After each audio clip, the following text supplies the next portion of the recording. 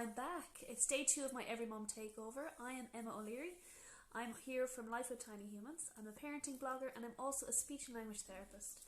I'm going to be here today to discuss kids' books. I'm going to be talking about how to make the most out of reading time with your kids, how to instill a love of reading and a love of books in your kids, and how to encourage them to become book lovers.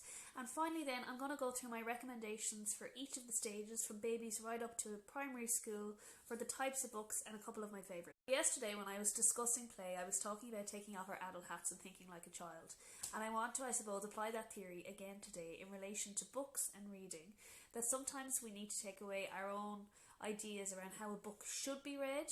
The actual goal is for reading with your child, because the goal isn't necessarily that you read the story from cover to cover. That shouldn't be your goal anyway.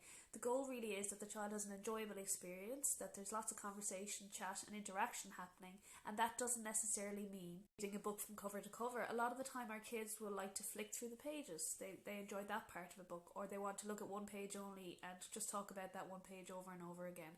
Sometimes as parents we find that frustrating, because we think in order for them to get the most out of the book they need to do what we traditionally as an adult or a grown-up do, which is pick up a book and start at the beginning and finish at the end. A child doesn't work like that. They don't need to work like that. And I think as soon as you let that concept go and you realise that that doesn't have to happen, you'll start enjoying using books with your kids more. When I think about reading with my boys, or I think about reading from the perspective of a speech and language therapist, what am I hoping that kids are going to get from the books? I suppose sparking imagination, new concepts, new language, and all of those things don't necessarily have to happen traditionally reading a book from cover to cover. I have it all of the time, where parents will come to me, and even my own experience now, and they'll say, oh, my kid just doesn't like books. A lot of the time it's just that they don't like the way that the book is being read, and they want to do their own thing with it. And if you are adaptable and flexible and allow that to happen, you actually have huge opportunities there to share a lovely experience with your child around a book. So I'm going to start off at the very beginning with babies or very young children, and even from the get-go I like the idea of encouraging kids or small kids to hug their books. Now stick with me here, I know it sounds a bit nuts, but by doing that, you know, we show love to like dolls and teddies and things that are special to us. If we're hugging a book, we're showing a child that it's something really important and it's something to be loved. So a love of books can start from the very beginning, literally from birth. This is suitable, so it has flaps, little things they can feel, that they can chew on and explore. And that's just it. It's exploratory at this stage, where they're just coming to feel and touch and see what the book is about. You can get these kind of My 100 First Word books that have photographs and pictures that are familiar items for your baby. I think these are great. They're a nice one to start off with, because kids like to look at things that are familiar to them that they might have in their environment. So similarly, noisy books are always a winner. This is a nice one. I like books that have photographs for much younger children, because it's easier for them to understand in relation to real life versus drawings or pictures. And this is lovely because it has all different sounds then down along the side relating to the pictures. So moving on to preschoolers then, so I'm talking about kids aged 2.5 to 5 years, and this is kind of a paramount or really important stage in children's early literacy and understanding of stories and developing that love of books that I was talking about. So there's kind of 4 different types of preschool books. So the first one is repetitive, so repetitive type stories. The second one then is simple stories, kind of with a main character and an event. The third one then is non-fiction books, so books about a certain topic, like maybe a construction site.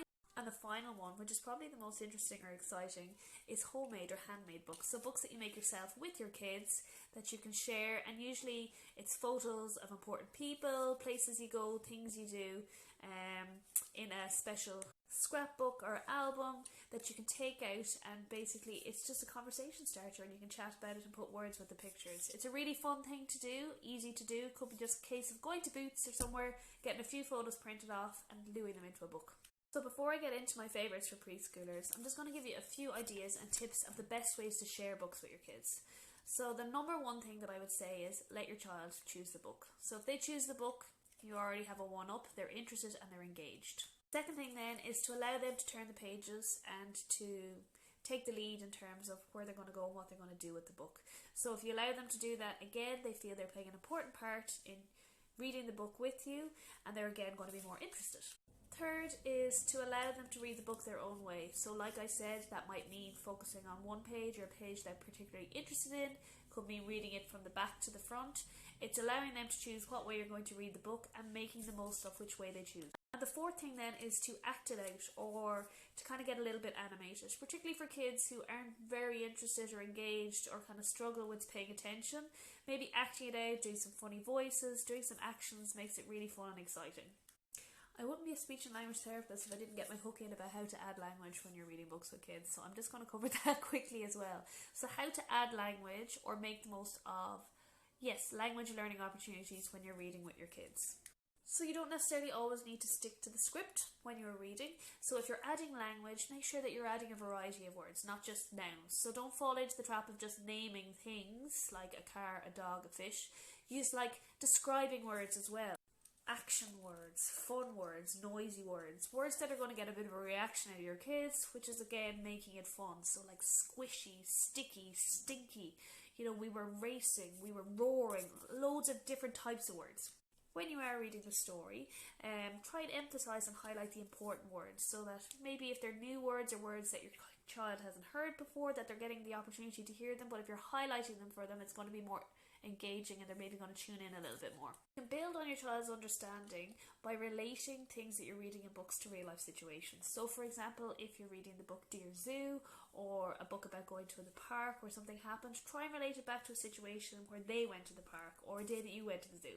Remember, when your child is reading with you, and if they do say something about the book, expand on their message. So for example, if they're saying, oh, the dragon's flying, you could be like, yes, the big scary dragon, he's flying, he's soaring. So you're adding new language to what they have. And last but not least, go beyond the book. So don't feel confined to the story and what's happening. Go beyond the book. Think about, oh wow, that boy, he hurt himself. I'd say he must feel very sad, or he might feel frightened. So adding things that aren't necessarily there. Okay, now let me get down to some of my favourites. So I'm just going to go through a few books that I absolutely love for different age groups.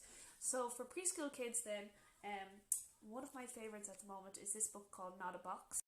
Super simple story. My 2-year-old absolutely loves this. My 3-year-old also loves it. So it's just a really simple story with very little words. Really simple line drawings, and it's very repetitive and predictable, so it means lots of engagement and kids really enjoy it. She also wrote this amazing book which is kind of a follow-up to it called Not a Stick, which is similar. I have that in the paperback. I'm a fan of board books though for kids. If you can get them in board book, do. They tend to last longer, pages don't rip, and nobody cries. The Doghouse then by Jan Thomas. This is Ollie, my 2-year-old's favourite book. I was talking about earlier, repetitive books are books that kind of have a repetitive sequence. This is a really good example of that. Really simple, predictable, and engaging for younger kids to stay interested. The second type of book I spoke about then for preschoolers was a simple story with a character and an event. So simple books like The Tiger Who Came for Tea is always a favourite in our house, and anything by Julia Donaldson, so The Snail and the Whale. Again, I have these in board books as opposed to paper books because they're harder wearing, and it means if we bring them places like in the car, they don't rip and they last for longer, so I'm a big advocate of that. So these then are the Osborne phonic readers, which are actually probably designed more so for kids who are learning how to read, but I like them for younger kids because the stories are really simple and they also have really nice rhyming sequences in them, which are good for kind of developing phonological awareness. As kids move up through the preschool years and are heading towards primary school, factual books like this are really nice. This is just one we have in our house about dinosaurs, little facts about the dinosaurs. This is kind of the section or type of book I was talking about, a non-fiction book, so maybe just around a topic. And finally then, as kids are moving towards primary school, picking stories that have a bit more, I suppose, meat in them, so there's a little bit more of an elaborate storyline that's still simple enough to keep them interested with really nice pictures and illustrations. This is brilliant. Or this gorgeous one. This is probably my favourite book on our bookshelf at the moment, What Do Grown-Ups Do All Day. Again, great for kind of the 3-4 age group. This is all about like the emergency room, who works there, what do they do. So it's more factual but really engaging again for young